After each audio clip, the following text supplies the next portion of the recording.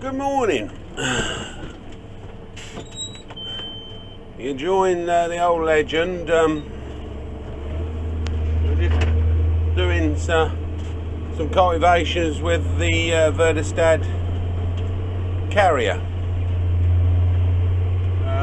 Just doing the headlands around this field to finish it off, ready for drilling.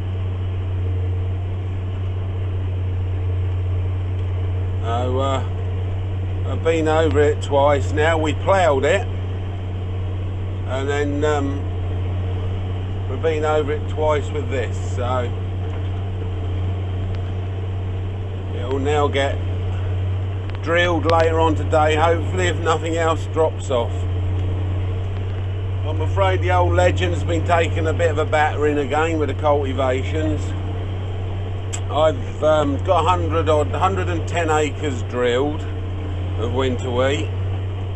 I think it's what is it? It's a 17. No, I think it's the 18th or 19th, something like that, of October. When I've got this prepped today, I will then have another 120 acres ready for drilling. So yeah, it was got a bit ready to go. Jason's off on his holidays, so he's away for a week. It's just me, Jamie and Jack and Anthony. So, but our issues are the 17270's sheared off drive shaft in the gearbox. It needs a new reconditioned gearbox. So we're talking a lot of money there, or I don't think I'm gonna get much change once we're fitting and other things they find. I doubt if I get much change out of 10 grand, maybe a bit more. So we've got that to sort out. That's a P-tronic box in that one. So that basically, I haven't got time to do that because we're just pushing on getting the cultivations done. So that one's just going to be pushed in the shed. It actually sits over there near the barns. If you look to the left on this film, you'll see the cab. It's sitting over there. So that one's out of commission. Jack's 3230. That's at home. It's had an injector go bang on it. So that was Thursday last week that went. So I rung up Oliver's, told them the codes on the actual track on the dashboard, what the codes were, and they said you got a faulty injector. But they wouldn't order me an injector in from JCB because they said if it isn't the injector, we can't send them back now. If we order parts in specially for a customer, we can't send them back, so you'll end up paying for it and putting it on the shelf. So they said it could be wiring, faulty wiring. So I said, right, well, you better send a fitter out. They said, well, we can't send one today because they're all basically busy. I said, right. I said, well, better get one over here in the morning then. And they said, well, we can't send one tomorrow. He said, because they're all booked out already, and so we can't send you one tomorrow. We might be able to get you one tomorrow afternoon. Well, Friday afternoon came and went, and we didn't get a fitter. So I rings up, gets upset with a chap named Rob, and he more or less, because at this time I've got two of my main fastracs down. I'm left with the 8250, which I'm sitting in now, by the way. So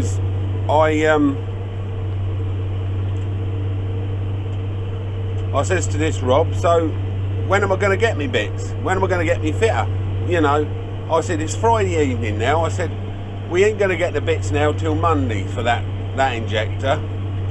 And so he said, well, we could hire you a tractor for £15 an hour So I said, because you can't give me a service, you can't send me a fitter because you ain't got enough fitters to go round.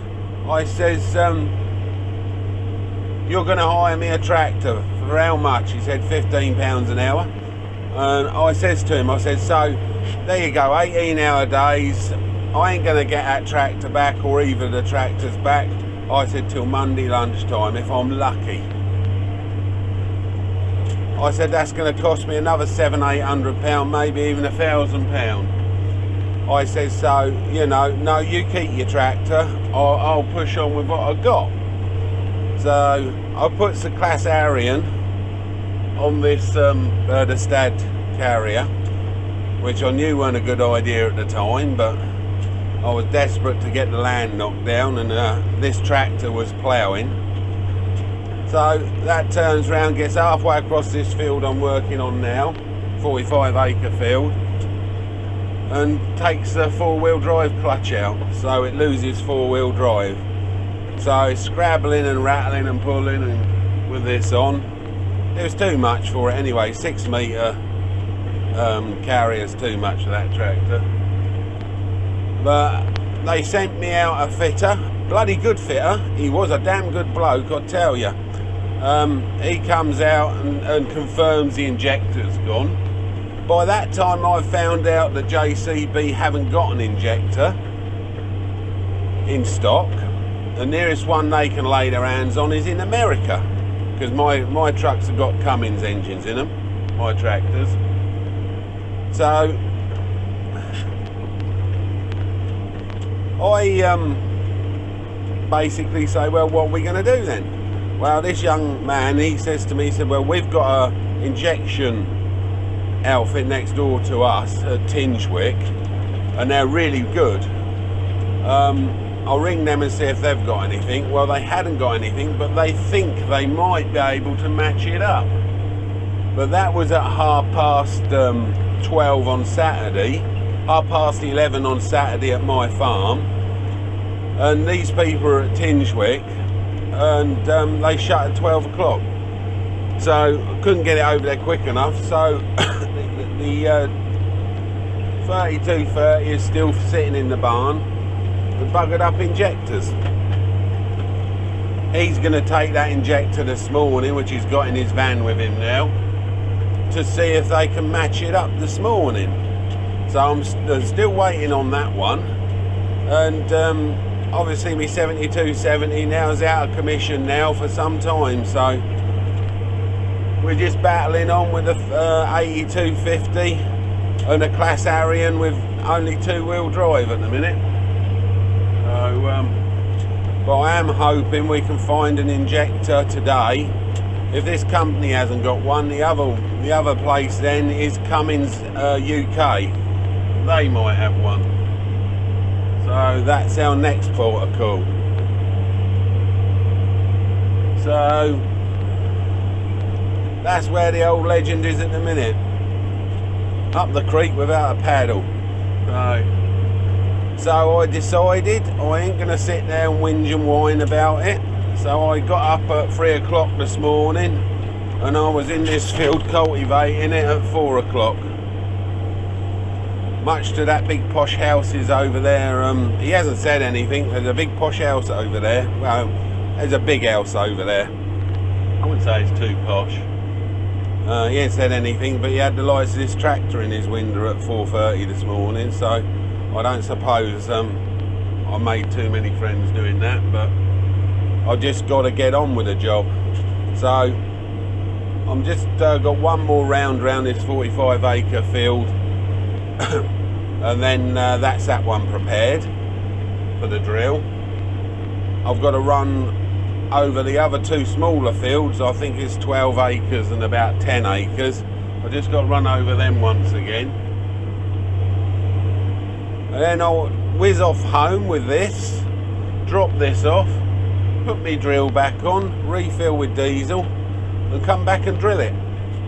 I've got the lads bringing up the seed grain at the moment. They've got that all loaded up on the trailer. Jack and Jamie, they're fetching that up, and when they get here we've got some sheds here, so I'm going to push the 7270 in one of them sheds with the loader. I've got a shunting frame for the front that goes on the front to shunt the balers in and out the sheds and stuff like that. So they're bringing that with them. We're going to shunt the tractor, plough and everything in the barn and shut it off and shut it all down and close the doors up on it and lock it away. I'll sort that out when I finish drilling. So, no, but I'll have 65 acres here ready by about mid-morning. And I've got another, what have I got? Top left and top right to drill. They're ready as well, so we'll get this done today and get into top left and top right tomorrow and get that done. And the old legend has succumbed to a little bit of technology. It's only a basic one, but I've got guidance for the sprayer, a guidance system for the sprayer, and I'm using that for the pre-emerging, so we get it right, so that we don't have no strips left. So we've got black grass and crap growing every 24 metres. So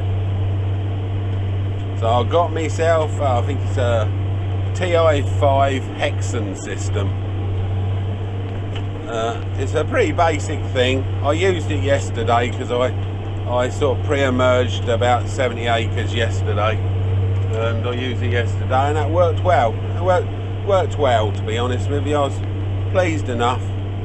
As long as you don't get too technical with it, it's quite simple.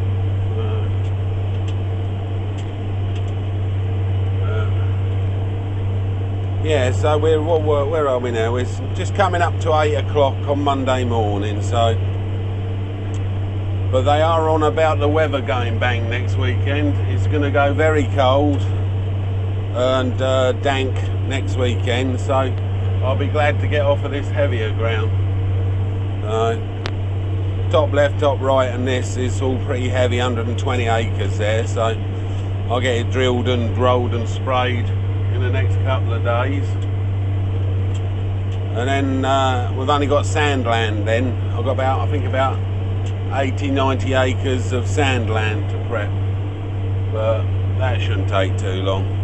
But I am hoping to get the 3230 back today. It might mean a very long ride somewhere for Jack, or I might even sort of get it taxied to us, because to be honest with you, they charge £150–200 to taxi it from somewhere like Birmingham.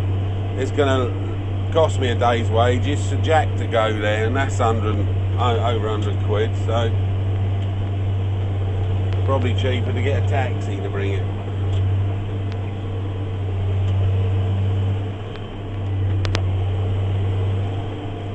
I must admit, the only thing about this carrier, it does a good job of chopping it up and that, but it don't level very well. It really could do a set of tines to help move it about a bit.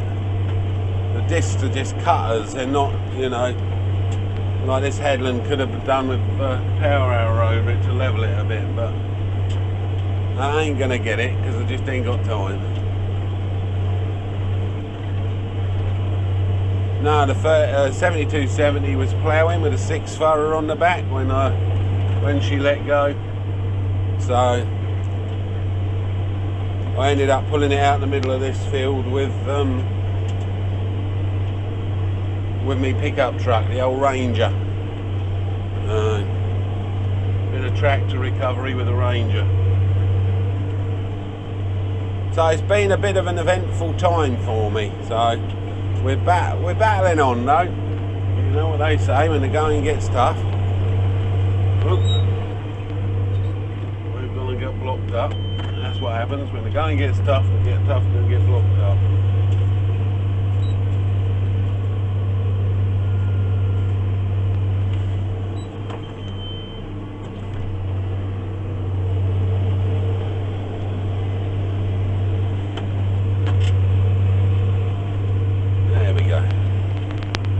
The drill will level it a little bit.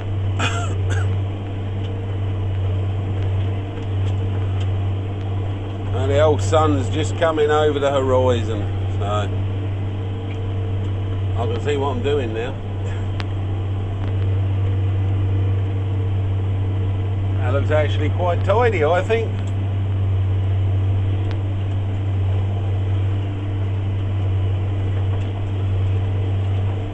Yeah, so I must admit, building again on that bloody roller. It favours that roller, that side. If it's a little bit sort of loose, it does tend to bulldoze on that roller. I've took a bit of pressure off now, so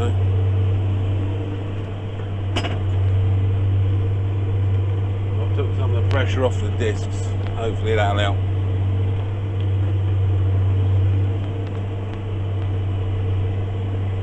Yeah, so JCB parts. I got told that JCB don't hold a lot of parts for the older tractor. Unless it's a current production tractor, you're going to have difficulty getting things like injectors and stuff like that. Now, that tractor, I forget how old it is, about 5 years, 5 or 6 years old, so it isn't massively old, and I can't get parts for it. And I more or less got told if I had a newer tractor and I ordered a part that was incorrect, that they would send it back and restock it. It's only the older tractors that they won't restock the parts for, because I don't know, my opinion is, my own personal opinion is, once they've got it out of their stores, if it's been sitting there a while, they're happy to see the back of it and they ain't getting it put back to them. I don't think that's very good for like customer relations, but I only run 5 JCB machines, so obviously I ain't sort of, I'm not one of their biggest customers, I suppose, and